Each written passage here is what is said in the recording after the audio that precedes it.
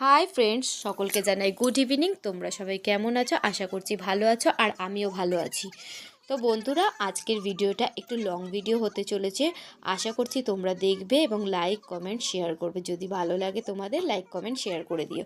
তো নারকেল কোড়ানো দেখে বুঝতেই পারছো আমি কী বিষয়ে ভিডিও করতে চলে এসেছি। গতকাল ছিল 14ই জানুয়ারি, যে সেই দিনটি আমরা পৌষ পার্বণ হিসাবে পালন করি। তো পৌষ পার্বণের দিন প্রত্যেক ঘরে ঘরে একদম পিঠে পুলির উৎসব পালন করা হয়। তো বন্ধুরা দেখো, আমিও পিঠে পুলির একদম সরঞ্জাম নিয়ে চলে এসেছি তোমাদের কাছে।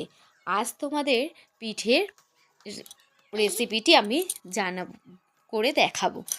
তো বন্ধুরা, সবাই পিঠের রেসিপিটি জানে, কিন্তু তবুও বন্ধুদের সাথে সুন্দর মুহূর্তগুলো শেয়ার করে নেওয়াটাই খুব আনন্দ লাগে, আর সত্যিই খুব ভালো লাগে।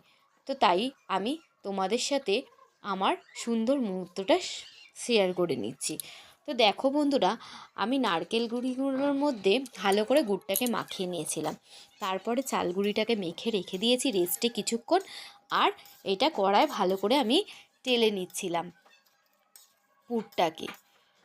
তো বন্ধুরা, আজ এই প্রথমবার আরও শেয়ার করলাম, কারণ আজ এই প্রথমবার আমি নিজের হাতে পিঠে বানিয়েছি। সত্যি নিজের হাতে বানাতে পেরে খুবই আনন্দ হচ্ছিল, কারণ এতদিন আমরা মায়ের সাথেই করে এসেছিলাম। মায়ের হাতে হাতে হেল্প করতাম, হয়তো পিঠেটা মুড়ে দিতাম, এগুলোই করতাম। কিন্তু মার সাথে থেকে থেকে আমিও পিঠে করাটা মোটামুটি শিখেই নিয়েছিলাম। সেই কারণে এই প্রথমবার আজ কারো সাহায্য ছাড়াই আমি নিজে নিজেই পিঠেটা বানানোর চেষ্টা করলাম বন্ধুরা।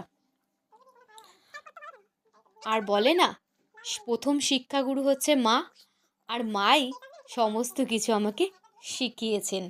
মায়ের থেকেই আমি সমস্ত কিছু শিখতে পেরেছি।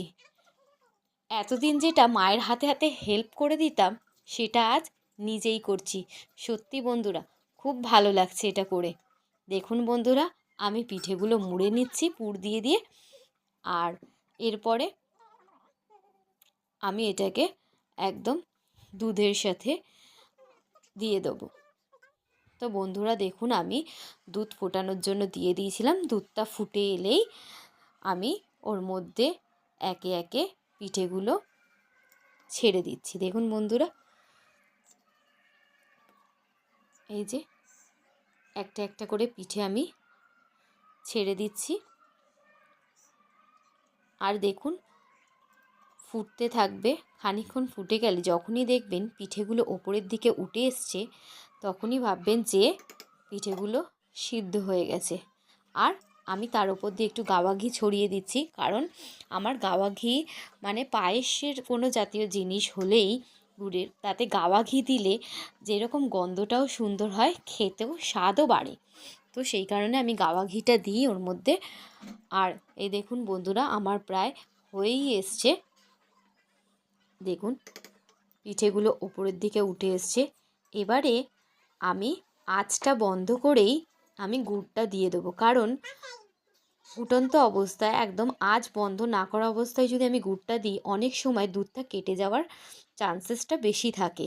সেই কারণে ফ্লেমটা অফ করে দিলে, গ্যাসের ফ্লেমটা অফ করে দিয়ে এই গুড়টা দিলে ওই গরমে গরমে এই গুড়টা গলে যায় এবং দুধের সাথে মিশে যায়, আর দুধটাও কাটে না বন্ধুরা।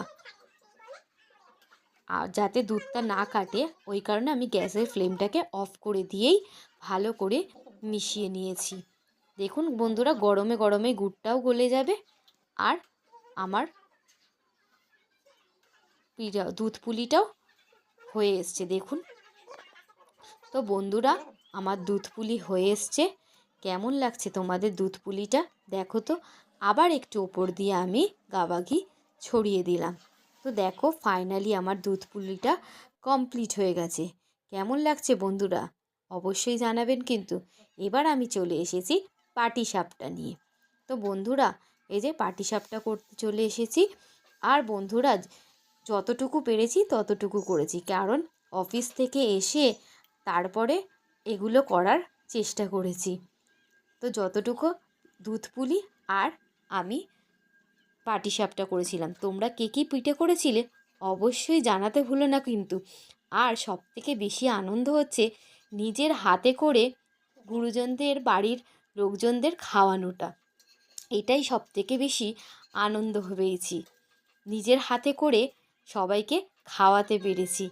এর থেকে আনন্দের কিছু আর নেই। তো বন্ধুরা, আমার ভিডিওটা কেমন লেগেছে আপনাদের অবশ্যই জানাবেন কিন্তু। আর এই যে আমার পাটিসাপটা রেডি আমার বন্ধুদের জন্য। তো বন্ধুরা অবশ্যই কিন্তু খেয়ে নিও। তা আজকের ভিডিওটা এই অবধি।